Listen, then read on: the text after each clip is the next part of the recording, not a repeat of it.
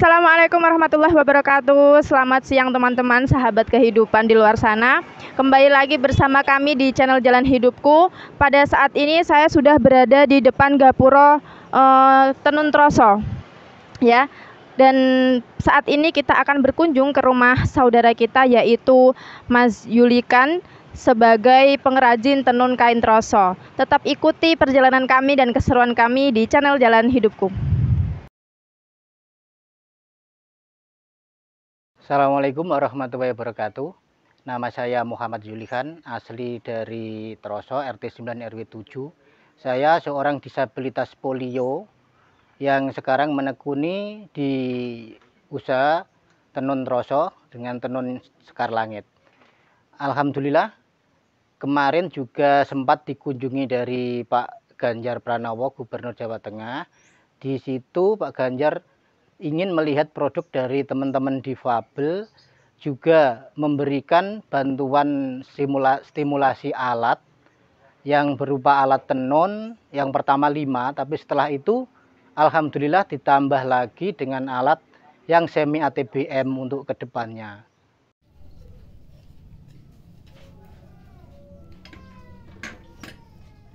Ini namanya proses malet. Malet ini adalah menggulung benang yang nanti untuk ditenun.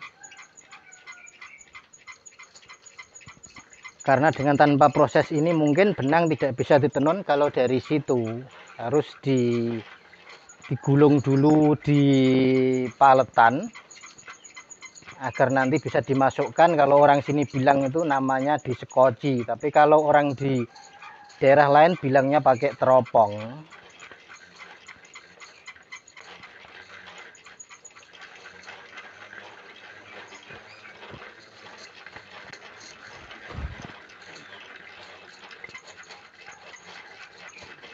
Untuk menggulung ini juga butuh keahlian, karena ketika penggulungannya tidak bagus, nanti ketika ditenun itu juga hasilnya juga tidak bagus juga. Ada keterkaitan antara penggulungan dan nanti di pekerjaan tenunnya.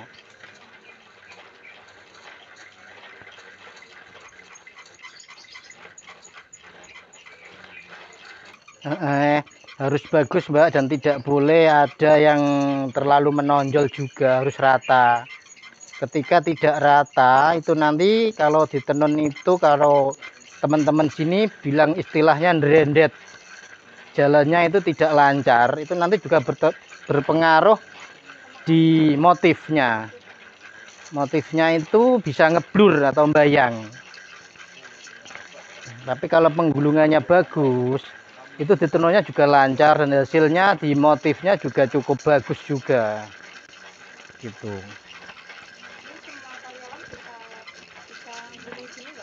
Belum, enggak, Mbak. Ini ada spesialisasi sendiri. Yang nenun biasanya itu beda dengan yang gulung. Untuk yang malet ini biasanya dijalankan oleh ibu-ibu. Gitu. Berarti harus dengan perasaan juga ya, Pak, ya? Ya enggak juga sih, Mbak. Harus juga dengan tenaga. Sesuai itu, Pak. Ini dengan kebiasaan mungkin juga akan bisa bagus seperti ini. Tapi kalau enggak biasa ya nanti juga kasihan yang nenun. Ada keterkaitan juga.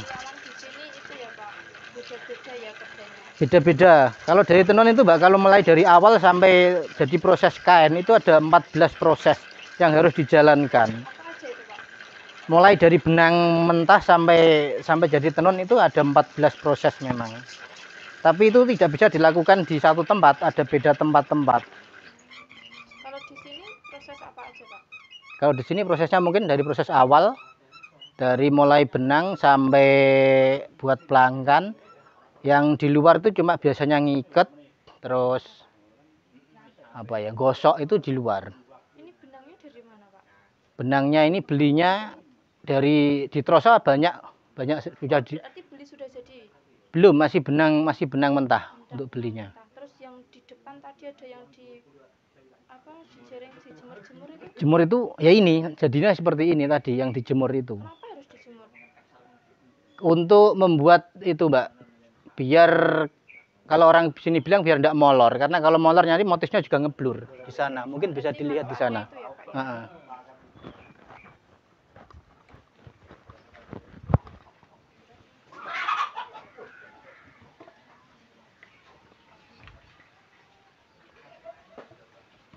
Ini bisa.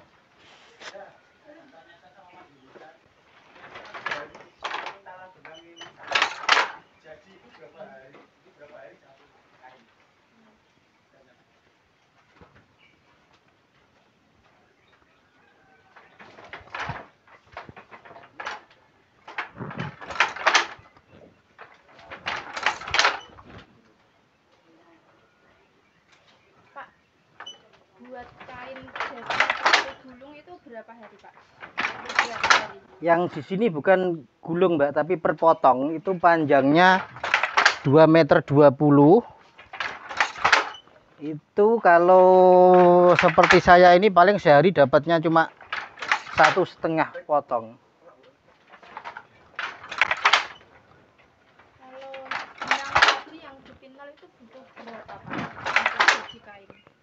Itu butuhnya itu kalau satu kain itu 12 ini, Mbak.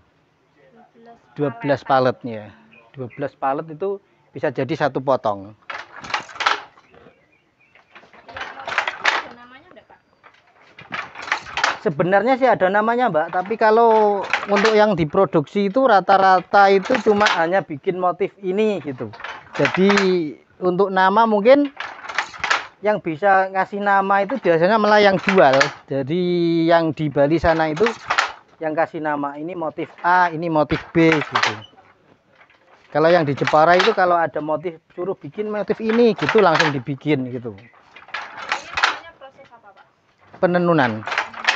Jadi ini yang dimaksud Rata-rata kan memang anu sih, Mbak, untuk orang awam itu taunya kain ya ditenun ini saja. Untuk proses yang dari awal itu cenderung pada tidak mau tahu, ngertinya ya cuma tenun langsung jadi gitu.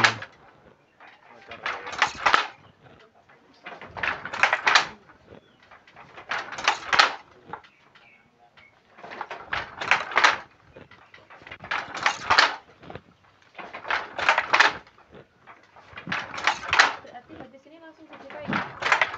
Ya, kalau ini sudah selesai itu memang langsung bisa dipotong. Setelah 12 tadi palet itu selesai, itu ukurannya juga harus sampai 2,20 m. Karena kadang ketika yang nenun itu terlalu berat untuk ini ya, terlalu padat itu nanti juga kurang. Kalau kurang sudah akan berpengaruh di panjangnya.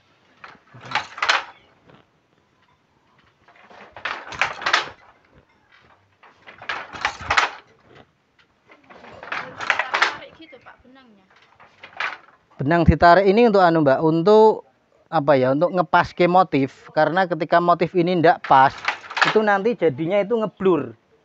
Karena yang ini harus jatuhnya itu harus pas di yang ini agar yang di sini nanti bisa jatuh ngepas di sini.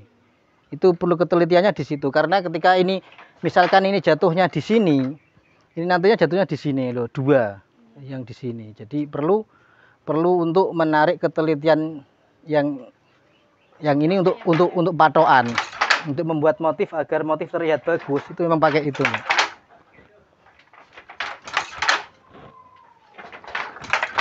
Kira-kira dalam sehari bisa menghasilkan berapa lembar kain, Pak? Kalau untuk saya paling 1,5, karena dengan kondisi saya yang cuma pakai kaki sebelah itu paling cuma dapatnya 1,5 potong itu. Di sini ada berapa karyawan, Pak? Untuk yang di sini cuma 3, tapi kalau yang di luar ada sekitar 6 yang dibawa pulang. Karena kan sekarang kan sudah banyak persaingan dari pabrik-pabrik itu, banyak yang ingin bekerja di sektor itu karena di situ lebih menjanjikan mungkin. Tapi ketika tidak ada yang mau nguri-uri warisan seperti ini, terus siapa lagi? Karena anak-anak sekarang juga banyak yang lebih seneng langsung ke pabrik, langsung dapat hasil. Ketika dia ditenun itu kan pakai belajar dulu lama, paling enggak butuh waktu setengah bulan baru bisa, baru bisa. Kalau pengen mahir tuh bahkan lebih dari 2 bulan. Kalau pengen mahir bisa untuk apa ya, nyeteli. Karena ini kan butuh sinkronisasi semua. Ketika tidak sinkron, ini juga tidak bisa lewat dalam. Bisanya itu ya mungkin lewat atas, atau di sini ada yang atas bawah, itu kan juga mempengaruhi hasil. Jadi untuk mahir itu mungkin butuh lebih dari 3 bulan untuk bisa mahir, untuk mengoperasikan dari segi setelan atau yang lainnya. Tapi kalau hanya pengen bisa tenun tok, itu mungkin 1 minggu sudah bisa.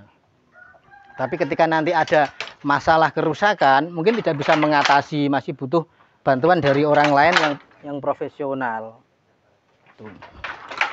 Proses tenunnya yang paling susah itu proses di bagian apa Pak untuk membuat kain troso ini? Yang paling susah itu rata-rata sih kalau saya sih sama Mbak, tidak ada yang terlalu susah. Mungkin ya memang untuk sementara ini memang untuk yang ditenun, karena di proses tenunnya, karena susahnya itu susah cari Motifnya ya? carian, enggak susah cari motifnya, susah cari apa itu, tenaga. Untuk motif ini kan jadi buat mal, jadi nanti tinggal diletakkan gitu, terus dikuas gitu, langsung ada malnya, langsung diikat. Dalam 1 bulan bisa order pemasarannya Pak, penjualannya berapa lembar kain? Kalau saya sih gini, perhitungannya tiap satu orang 1 minggunya itu minimal dapatnya itu harus 6 kali 8 sekitar 48. Padahal kalau pengen di pasaran saya di sana sih mintanya itu per minggunya itu hampir 200-an lebih. 200-an lembar kain ya Pak? Tapi itu belum bisa memenuhi karena kan kondisi ini tadi, kondisi apa? Karyawan dan kondisi tenaganya masih kurang itu.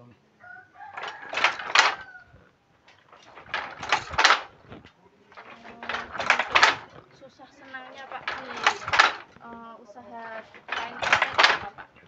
Kalau susahnya sih cenderung tidak ada Mbak, tapi untuk susahnya tidak ada. Justru kita kalau berusaha, kalau mempunyai usaha harus jangan dijalani jika pakai susah. Kita malah sering dapatnya itu senangnya. Ketika dapat order, ketika pas barang laku, itu senang. Saya berprinsip ketika kita mempunyai usaha dan berusaha itu jangan kita anggap saja tidak ada yang susah. Jadi kita jalani juga enjoy gitu.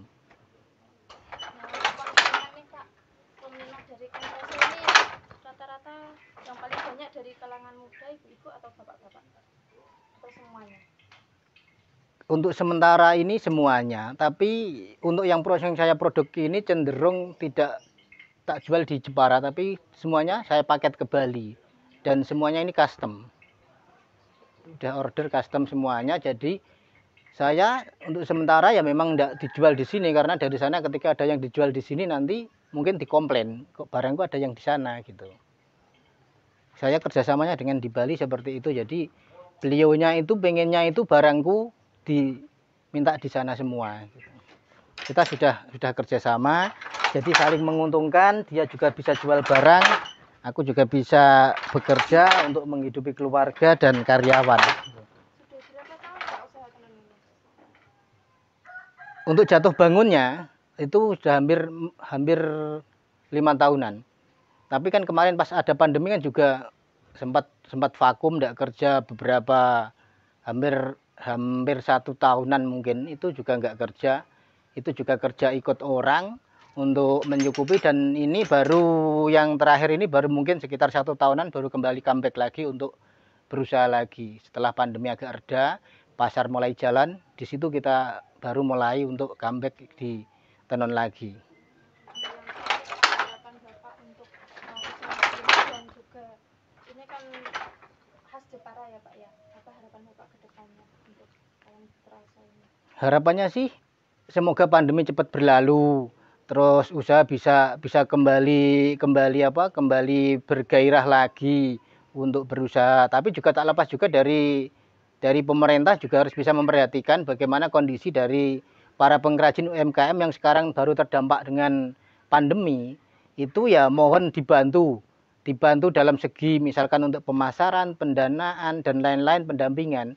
Karena banyak sekali teman-teman UMKM itu yang terdampak pandemi ini, banyak yang katakanlah gulung tikar itu juga banyak, yang sulit untuk bangkit kembali juga banyak. Itu juga perlu sentuhan dan peran dari pemerintah daerah dan pemerintahan pusat untuk bisa memberikan solusi kepada pengrajin UMKM yang ada khususnya di Jepara, di Tenon atau di yang lainnya.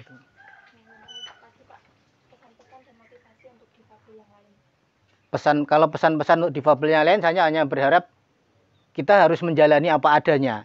Semua sudah diatur. Justru dengan keterbatasan kita itu, kita akan mampu bangkit untuk menggali potensi diri, untuk mengeluarkan apa yang kita inginkan. Apa yang menjadi cita-cita kita itu mungkin orang lain, orang yang non-difabel itu tidak tahu. Tapi kita bisa menjalankan itu banyak. Misalkan banyaklah teman-teman yang tidak punya tangan, tidak punya kaki itu juga bisa naik motor. Itu kan bukan karena, itu kan sebagai motivasi juga. Bahwa apa yang mereka pikir dari orang-orang non-difabel itu tidak bisa, kita bisa lakukan. Mungkin hanya itu. Untuk teman-teman jangan patah semangat, selalu berusaha untuk mencapai ekonomi yang mandiri, secara ekonomi, mandiri, dan bermartabat. Itu saja. Fill me out with your smile, now the sunshine brings the light. Fill me out with a flame, I will